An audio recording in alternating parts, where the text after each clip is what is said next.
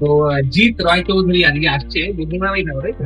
বুদ্ধ নামে বিশেষ করে ওনার একটা জিনিসটা পিসি দরকার ছিল, খুব হাই এন্ড একটা পিসি, মোটামুটি ওনার 1 লাখ টাকার মতো একটা দাম পড়েছে। তো এটাকে এক্সপ্লেশন দিয়েছে ম্যাডাম, এখানে বসে আছে। তো এটাতে যে কম্পোনেন্ট গুলো ইউজ করা হচ্ছে 9000 রাইজেন 5 এর 9000 সিরিজ, সঙ্গে B640 গেমিং ওয়াইফাই, সঙ্গে RTX 5060, DDR5 র্যাম, একটা হাই গেমিং মনিটর এবং সাদা কালারের আপনার ইয়ে কি বলে ক্যাবিন।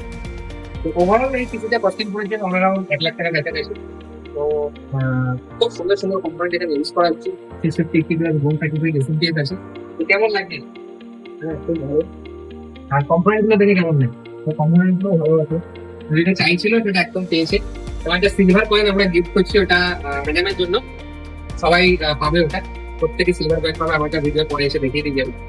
তো সবাই আসবে নিয়ে নিন এবং নিজের মনের মতো জিনিসটা অবশ্যই বানিয়ে নিয়ে যাবেন। তো খুবই কম পয়সা আমরা এখনো পুরোনো রেটে মাল দিচ্ছি, মার্কেট অনেক রেট হাই হয়ে গেছে, এখনো পুরোনো রেটে মাল দিচ্ছি।